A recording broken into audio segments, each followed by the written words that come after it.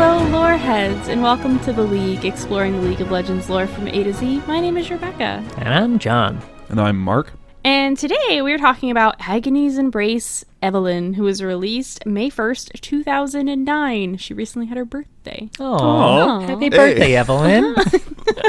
That's great. You old biddy. You still look good, though, I guess. Right? You look good for your age. What are you now? 11, 12? Ew! No, like every other League champion, she is infinity years age. Ageless. Yeah. I know. I'm getting so bored by these, and we're only on the E's. Can I just get a champion who's like 22? I guess we got Echo. I was going to say, you got Echo, Annie. Yeah, we got a few. Yeah. Yeah. We got some normal people in there. Evelynn doesn't have a lot going on the universe page. She has a bio and a short story that were the blandest, most dullest, most horrible things. They might as well not be there. She is probably, I think, the only character, at least that we've gone through so far, that has so significantly more AU content than regular content. And I feel like the AU content is so prolific that I would think that people, when they think of Evelynn, probably think more of KDA Evelynn than they do of actual in-game Evelynn. Interesting. You're probably not wrong. That's a very interesting perspective, though.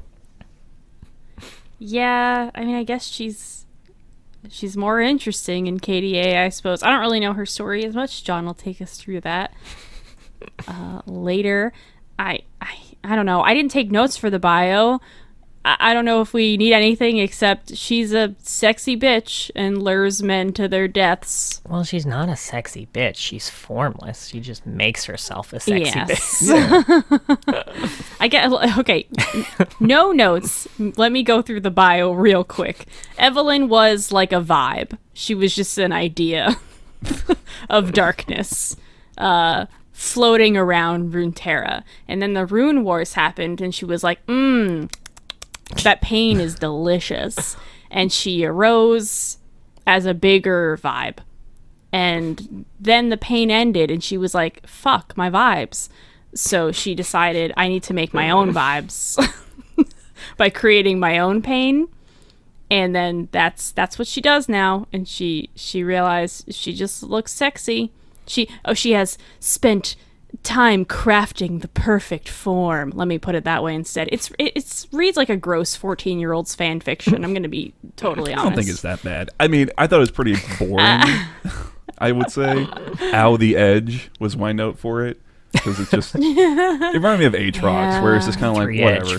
It's pretty boring. Yeah, I'm being a little harsh. But I find this whole idea of Evelynn to be pretty dull, and it's unfortunate we got it after Elise, who had a kind of similar thing going, but also she at least had something more to her story. Evelynn's just like, I like pain. Come here, gentlemen. And then that's the whole thing. And you know what? I think I would have even been better off with that if it was just like, I like pain. I really, I get off on it. I'm going to cause it.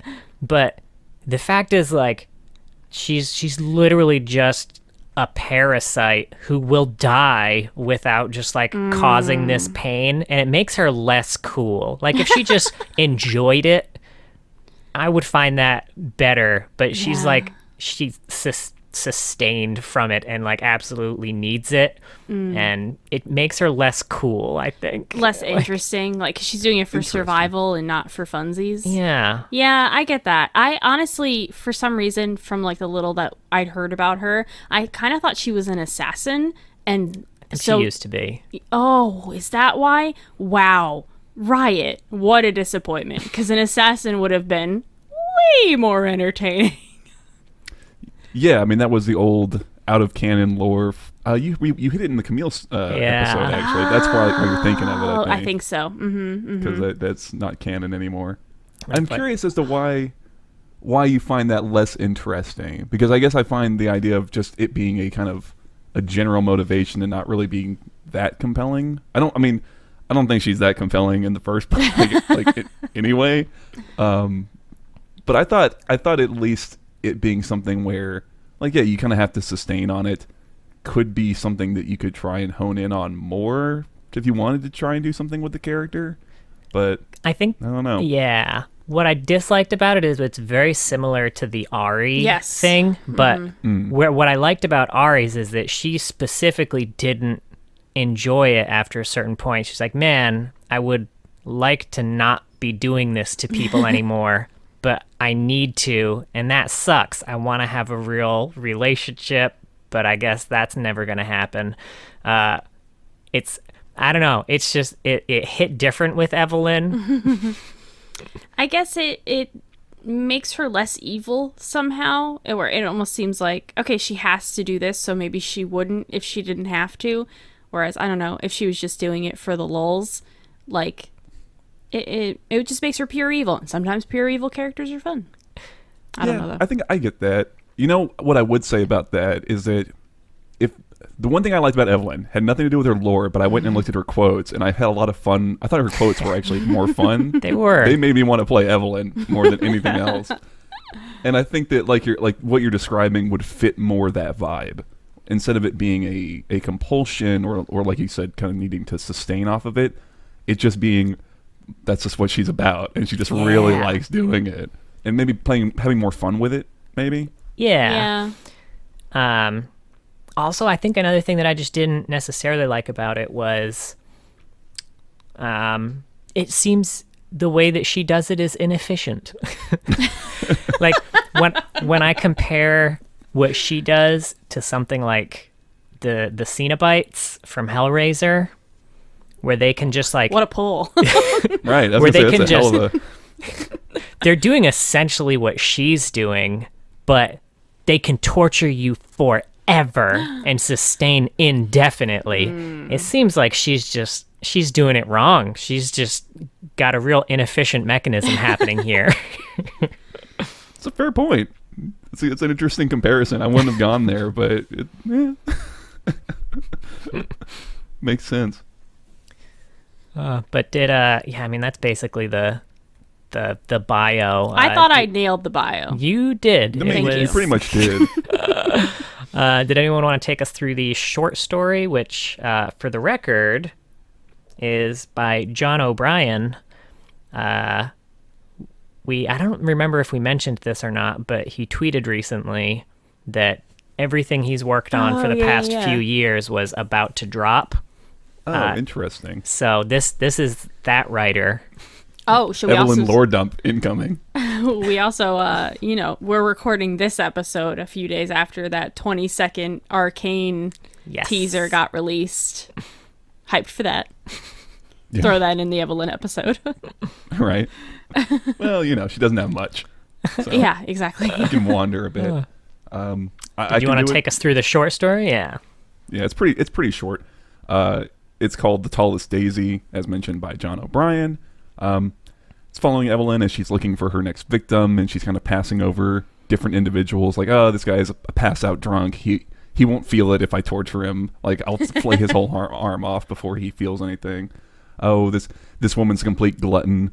The point being that she kind of wants to find someone who's kind of at their prime, right? Who's like super happy and upbeat, and then she wants to cut that daisy instead of plucking them after they've wilted, and finally does spot her target, some guy leaving a bar who looks, happy as a clam, follows him to his house where he's got a wife and two little kids just out of diapers, and kind of just stands on his lawn, I guess, and just watches him and waits. He's, holding up a boombox over her head. Oh, man. Great image. Eventually, he notices this person standing out on his lawn, goes out there, and she kind of immediately seduces him, I guess. And then that's nearly the end. As he's sitting there and she's about to start plying her trade, his wife kind of comes to the doorway and is like, oh, is everything all right?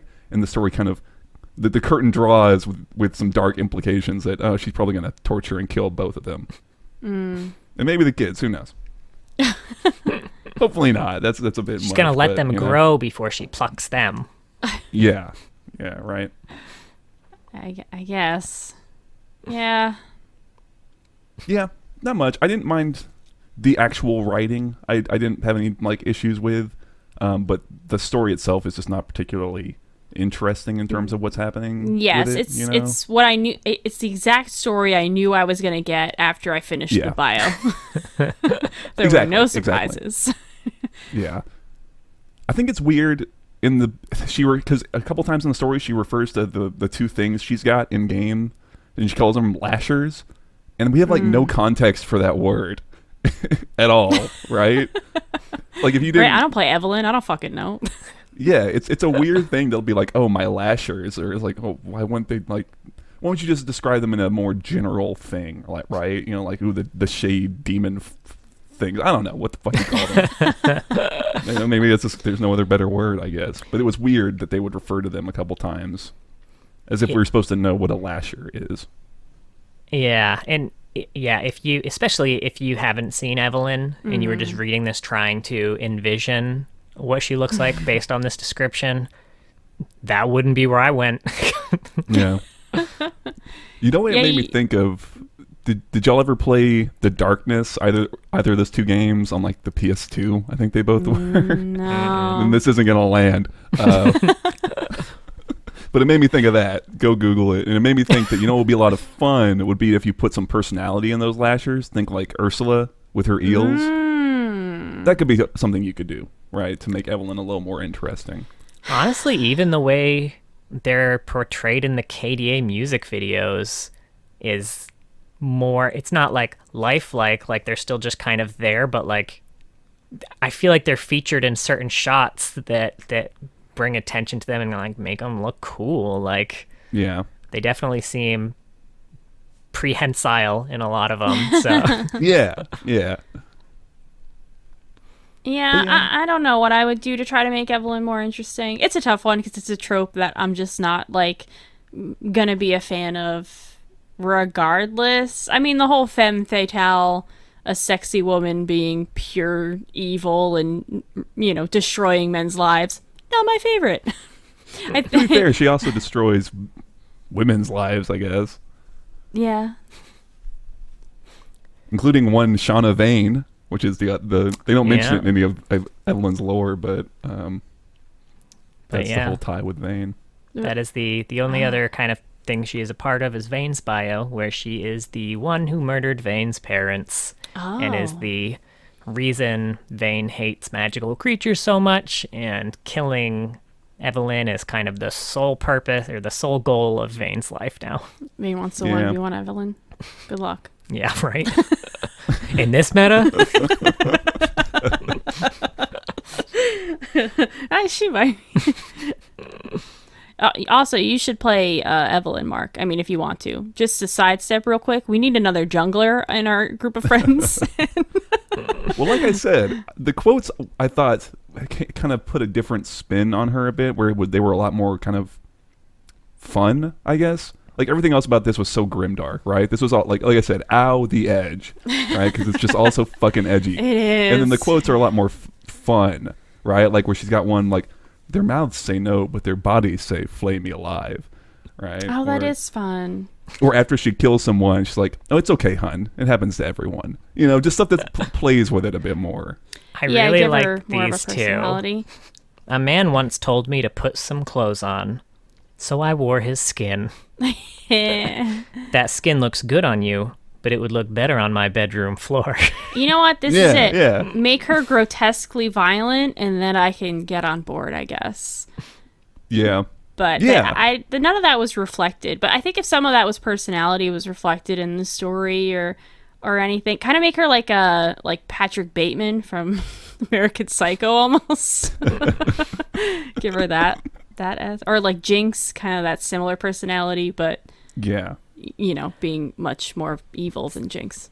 Yeah, I mean, I definitely agree. It made me almost feel a little like, again, with Braum, and not Mundo, because Mundo's lore was good, but I just don't play Evelynn, so I wasn't familiar with it. So when I went and started reading them, I was like, oh, these are a lot of fun. There's a personality here that could be interesting, but it's not really there in the lore. Yeah, it was another one where I feel like the the quotes and the voice actress did a good job with it. For the record, Mara Juno is the voice actress for Evelynn. I want to listen to some now. That's interesting. You should. I think they're good. I feel like a little bit of Jin, too, in this personality, which Jin has a really fun personality, and something like that could have been fun to play with. But she's just like, I'm sexy, pain. And like, that was it. That was the bio. Yeah. The only other thing to note, I guess, is that she's a demon, and demons are a thing. It's not like, and I guess there's like a lot of things that are kind of demons, but there are some champions that are like specifically ones. Like I know Tom Kinch is one. She has a couple of quotes specifically interacting with Tom. Yes, and more specifically, in fact, she and Tom Kench are both emotion eaters. Yes. Oh. Yeah. Yeah.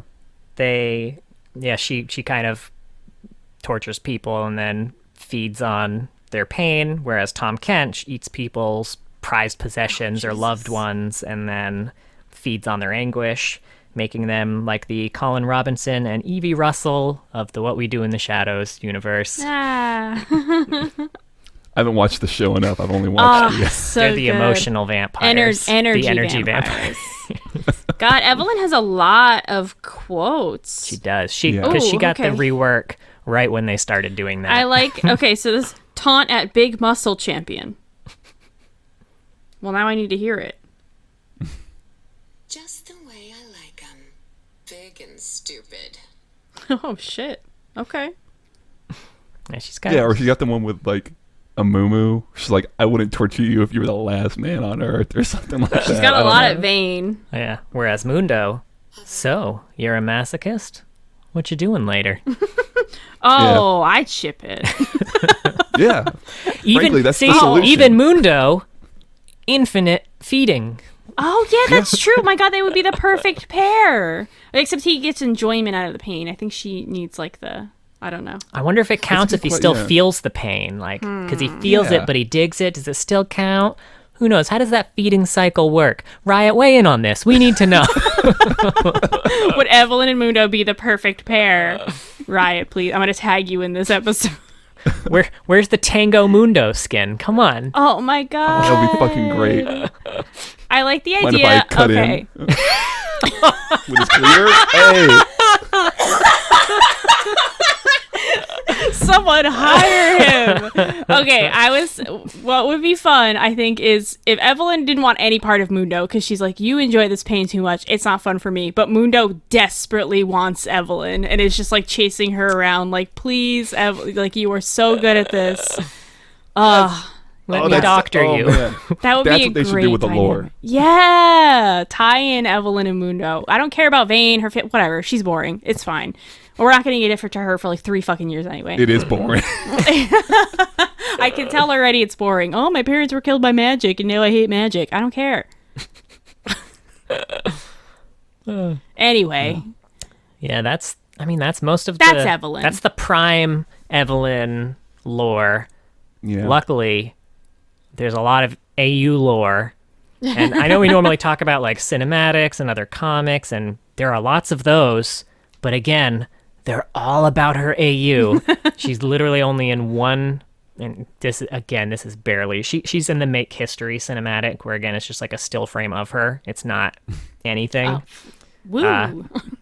Yeah. So I will skip the AUs and I will save KDA for last, I guess, because that's going to be most of it. It's most of it. Yeah. And I've had Villain stuck in my head this entire time. Yeah, it's fucking. It's a bop. Good song. Yeah. So she's part of the Sugar Rush AU. Now, from the Gingerbread Castle to the Root Beer Sea, the Licorice Mountains to the Gumdrop Forest, this is the Candy Kingdom in all its glory.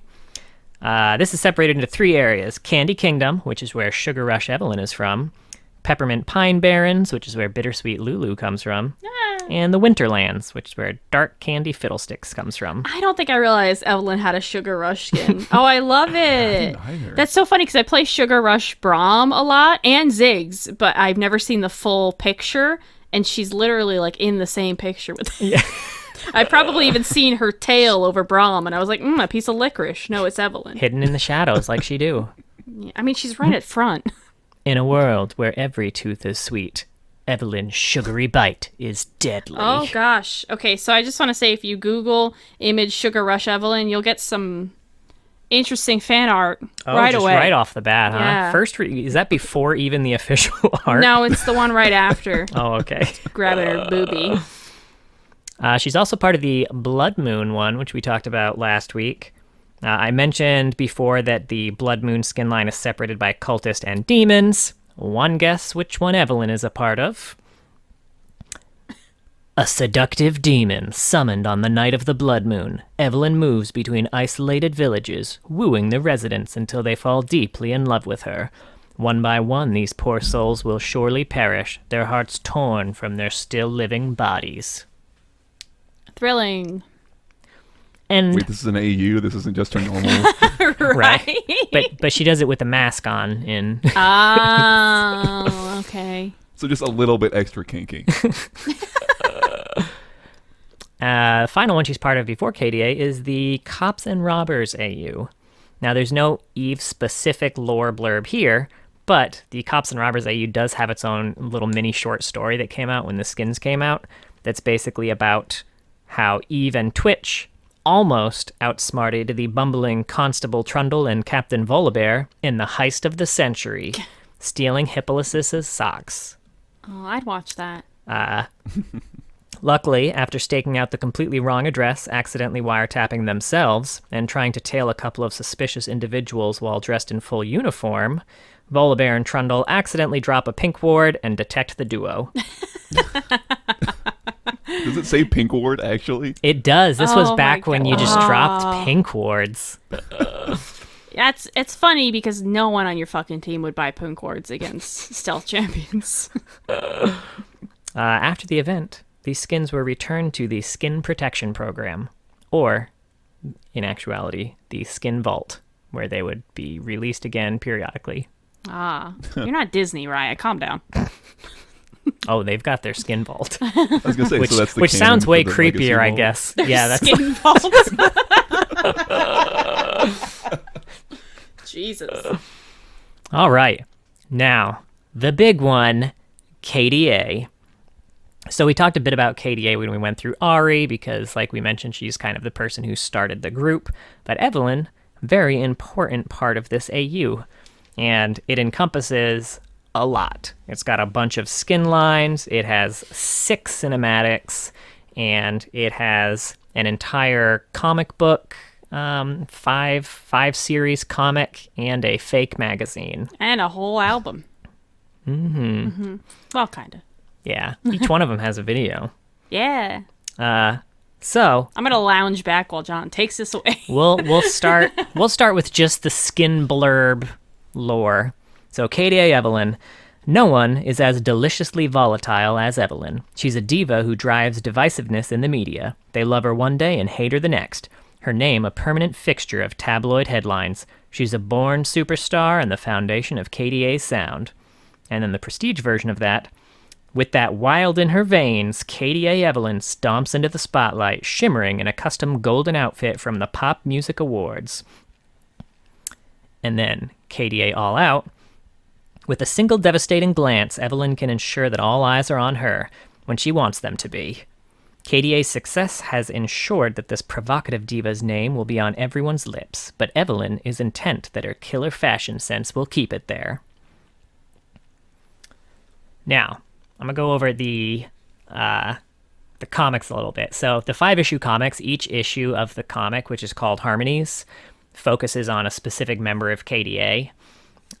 So Evelynn is in all of them, because this is the comics are basically just taking everyone's perspective from kind of a single event that happened.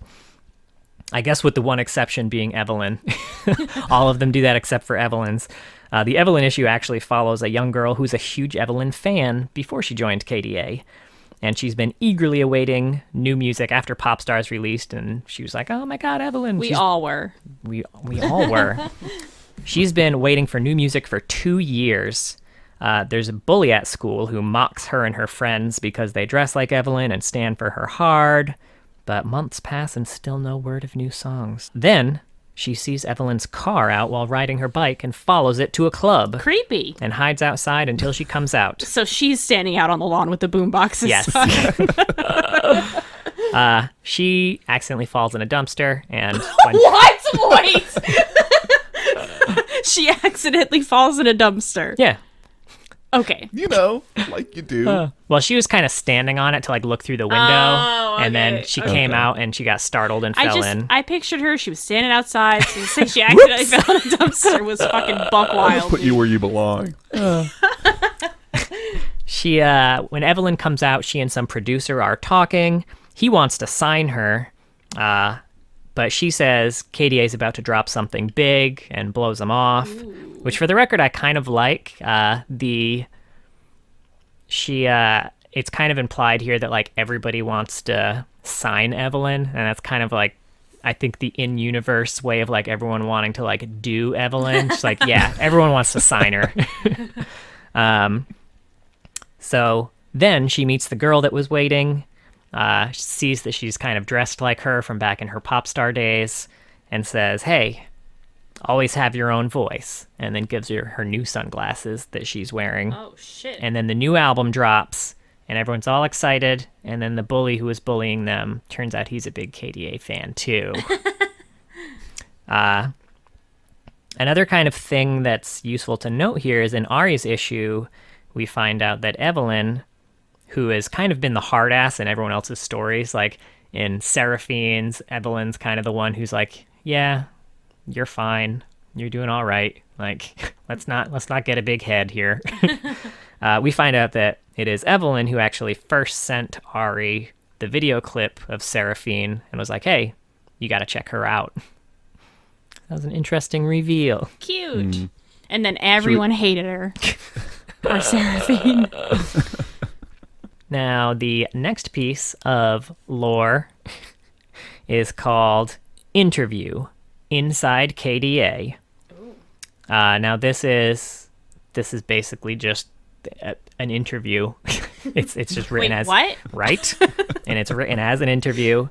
This seems to be after Pop Stars. I think this was before the new album kind of was dropped or talked about. So it's an interview with the members of KDA about the making of Pop Stars. So Eve is actually translating for Ari in this interview because she's speaking Korean. So Eve is kind of the designated translator. Huh. Yeah. She's also the bulldog of the interview. Anytime there's a question she doesn't like, she calls it out. One of them was like, Ari, what does it feel like to be in the limelight again? She's like, hey, excuse you, she didn't fucking go anywhere. She's been working on her stuff. Leave her alone. She also builds up the rest of the crew in kind of like a real gruff way.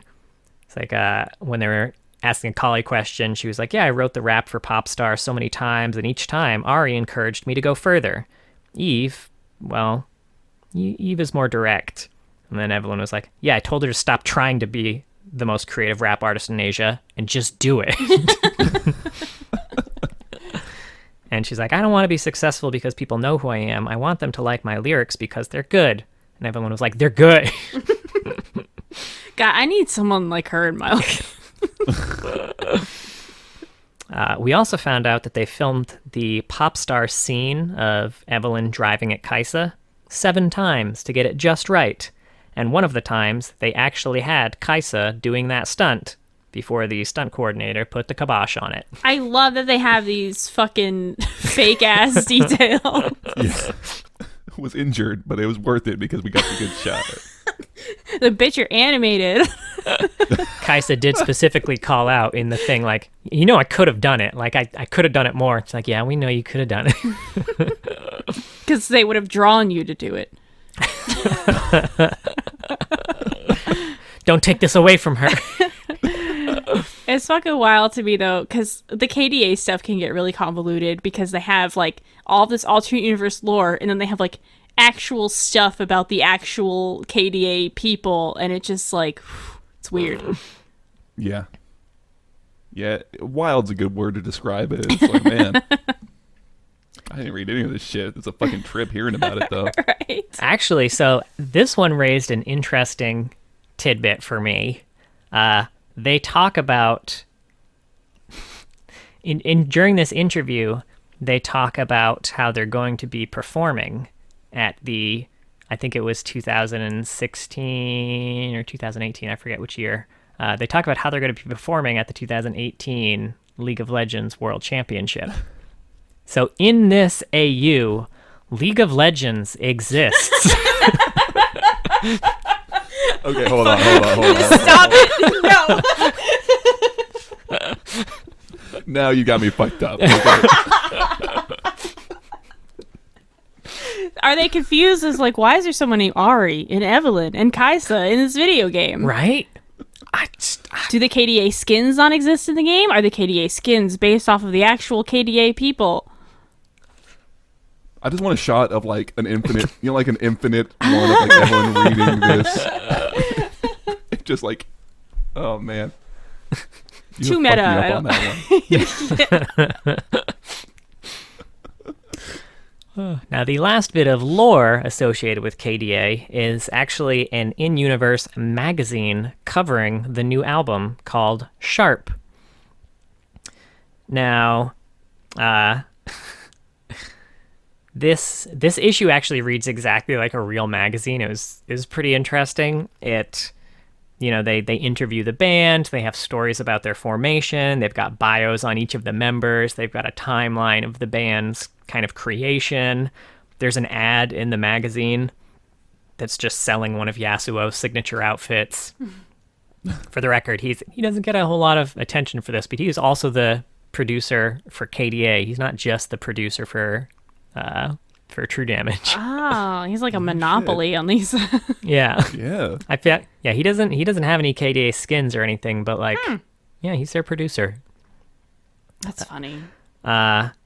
Also, the Yasuo signature outfit that's being sold has like one of those sling fanny packs that I guess I haven't seen a whole lot of places, but they must be really big because Yasuo, it was like a fashion piece that Yasuo was wearing. It was also something that Seraphine was wearing as well. Yeah. That was interesting. But they've got song lyrics, and then they have an Are You a KDA Expert quiz at the end. Ooh. I had just finished reading the lore, and I was not a KDA expert. John, how did you fuck that up? I know. I missed a few. I couldn't remember what Kaisa's original dance studio was called. Oh, how do you not know that? Come on, man. It was called Kaisa. Mm-hmm. That was the best There were I could actually a do. lot of really good sounding answers, but the right answer was the one that wasn't. What was it? It was God, now I forget. It was like the Firelight or the Fireflight studio, but they had some that were like, Kaisa based, like Evolution Studios or like things like that, but Like it a wasn't Void those. type rep. Yeah. Yeah. Also, another tidbit that I did not know is apparently the super fans of KDA are called Blades. If you are a KDA expert, then you are a Blade. I don't know what it stands for. It's all capitalized. Do you think Sonya from Mortal Kombat is a big KDA fan? That's how she just gave herself the last name because she stands Evelynn hard. We just watched Mortal Kombat. Yeah. It's on my mind. Now, the other kind of KDA lore stuff that we have, like I mentioned, there are 6 KDA cinematics. Jesus. She's not in all of them. In fact, her voice isn't even featured in all of them. She is featured in the Pop Stars, which is the full group, and More, which is another full group piece. She's super featured in Villain, which is specifically her song. Yeah. All about her, and it's awesome. And her picture is featured in All Out, which is Ari's song. Because like I mentioned, she was, when Ari was deciding to form KDA, Evelynn was the first person she went to because they were kind of friends from back then and was like, hey, I'm going to start a group. She's like, all right, I'm in. All Out? Yeah. I don't remember that one. That's the one that had that 80s vibe. Doodle-doodle-doodle-doodle-doodle-doodle, bop-bop. You know. I I don't remember this. You said you liked just it. heard it. You said it was like one of your favorite ones. Oh, was it I'll Show You? Probably. See, this is why you're not a Blade, man. I know. I'll never be a fucking Blade. You're dull Blade. This one? This is Yeah. Ari's song. Yeah. Okay. What am I thinking of? Yeah, it's called I'll Show You. You fucked me up. I do love that one. It's very poppy. I don't think a lot of people liked it because not Poppy the champion, but it's a very pop-like song. Oh, my bad. Uh-huh. All Out was the EP name. That's why I was confused. Okay. But yeah, it was I'll Show You. And KDA in general also has The Baddest and Drum Go Dumb. They're all so good. The Baddest is a lyric video. So, I mean, no one's really super featured there visual-wise. She's there. She's there. In spirit. Drum Go Dumb is Kaisa's song, Yeah. and it's more of like it's a dance highlight video. So Yeah, it's cool. Kaisa's not even really in that. It's just some screenshots. I know people were very upset about it, I remember. I know. It's crazy to be upset about just kick-ass dance. But Right. Take a breath, everyone. Why were they upset? I'm like not tuned into any of this. I think right? they were I'm, like, expecting like a Kaisa featured video, like they wanted her in it. But I feel I like can see in that. general, these new songs, they didn't really put out a lot of videos for them. Even Villain was like a concept video. It wasn't full. So they had like one of the singers. Is that who she was? no, she was one of the choreographers. She was like a very famous like So good. she was like 16 when she won like America's Got Talent, I think, for dancing. Like super talented dancer. Yeah, so Drum Go Dumb is just her dancing. I shouldn't say just her dancing. It's an epic video of her dancing. Yeah, I liked it. But yeah, people wanted Kaisa. Whatever. interesting. So, yeah, a few things. Like if you go into the comments of any KDA video, they are just flooded with how much everybody fucking loves Evelynn. And if you watch any reaction video of any KDA song, they're all people just going crazy over Evelynn. So I feel like if in lore, Evelynn was actually trying to craft the perfect body to attract people, her in-game base lore should just be KDA Evelynn, because that's apparently what everybody fucking wants. Maybe they can just take the Seraphine lore and just have Evelynn do that, and she's just a nefarious shit. pop star, right? Right? Doing that, but intentionally. Like, Yes. Yeah. I mean, the whole KDA thing's wild. Okay.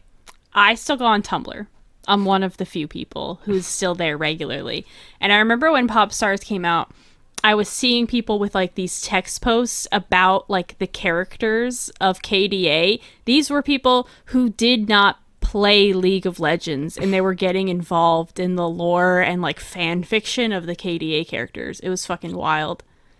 yeah, it's like, it's crazy. And it's a combination of a lot of things, I think, because I watch a lot of reaction videos for KDA because I like really like the fucking music videos, and like I like watching musicians react to it, or animators, because I kind of like I like learning more about the musical techniques that Riot uses, that if I listen to the music, like I'm a musician and I went to school for music, I still can't pick out why I like Everything. a lot of their songs as much as I do. So like listening to producers react and be like, oh, they use this technique here and here, and like I find that very, very entertaining.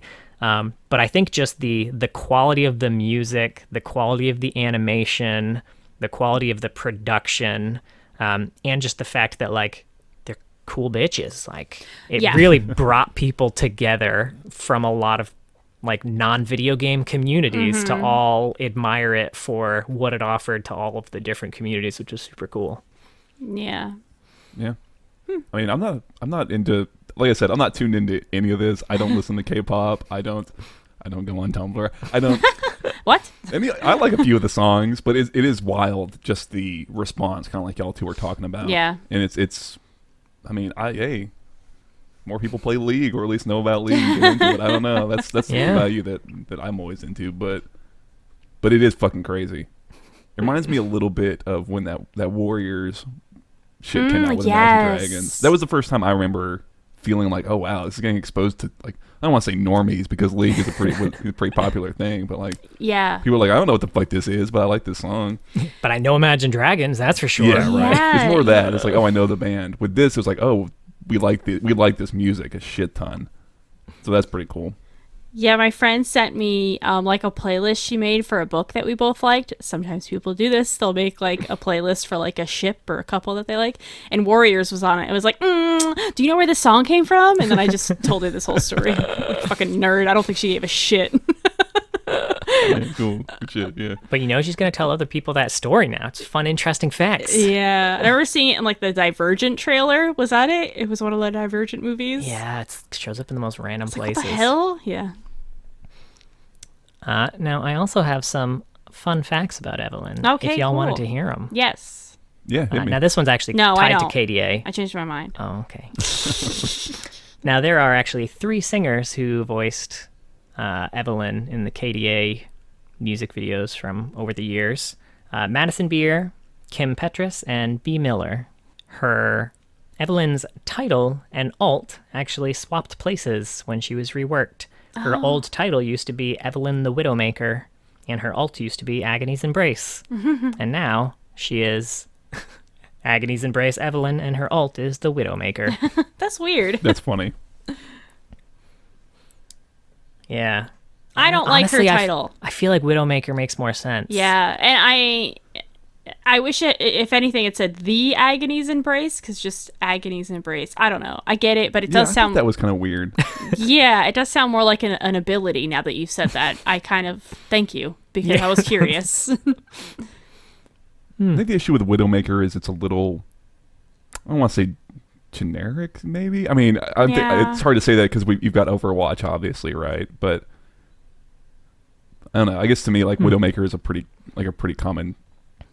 title that I would think of for things, but yeah, it should be like Agony's #1 fan. So Agony's Stan or Agony's Blade. Ooh, right? I like Agony Stan. Agony Stan Evelynn.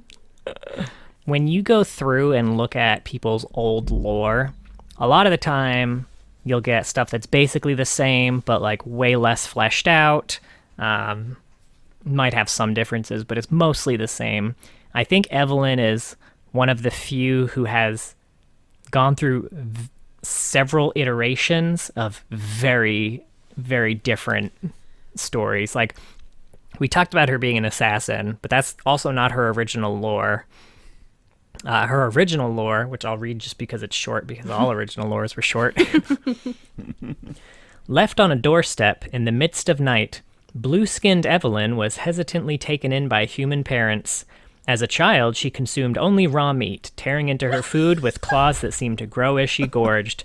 The village grew fearful of her as she matured into a restless teenager, and soon the meager meals her parents brought home were not enough to satiate her constant hunger. She took to killing livestock at night, draining whole cows of blood before returning home unseen.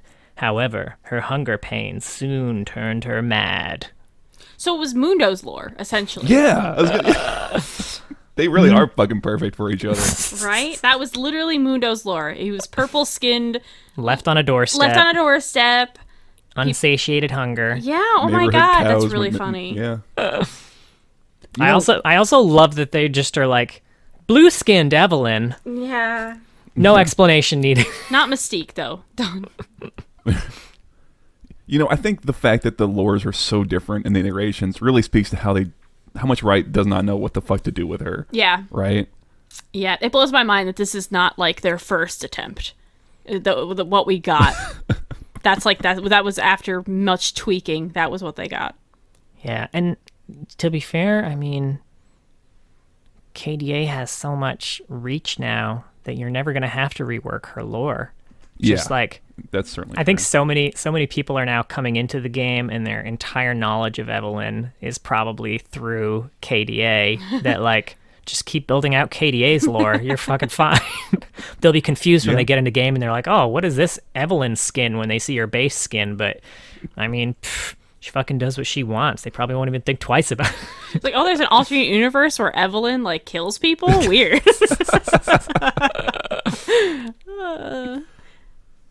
So any final thoughts on Evelynn? It's not really about her, but I guess about demons. Going back to that point that we mentioned a little while back, I thought it was interesting that she killed Vane's parents in Demacia, and if you look at Vane's bio, it seems like Evelynn was starting a cult up maybe in Northwest Demacia, which is funny because that's essentially the old Elise lore, like we talked about. Yeah. Right? Oh my god. Right. But I think it's interesting that who is it? Fiddlesticks. I think looking at his lore, he pokes around in Demacia, and Nocturne is also seemingly kind of based in Demacia, Northwest Demacia specifically. So there seems like there's something with demons going on with old Demacia. Except Tom Finch. He's over in Billswater. He finds his way around. Actually, he's actually a staple in Zon too. He's got his own Zonite nickname. They call him. Yeah, he kind of gets all over. They call him. Oh, what was it? Big Fish Boy. Not Two Coats, right? They call him Two Coats. I wanted to call him Tommy Two Coats. Tommy Two Coats. I was like, that's not that. it. That should be it. But it's not it. Yeah. But yeah, Two Coats. Tommy Two Coats is really good. Interesting. You got me messed up. Well, I wonder if that'll come up. Something about demons being in Demacia. Yeah, maybe whenever we finally get there. Yeah, and I was watching.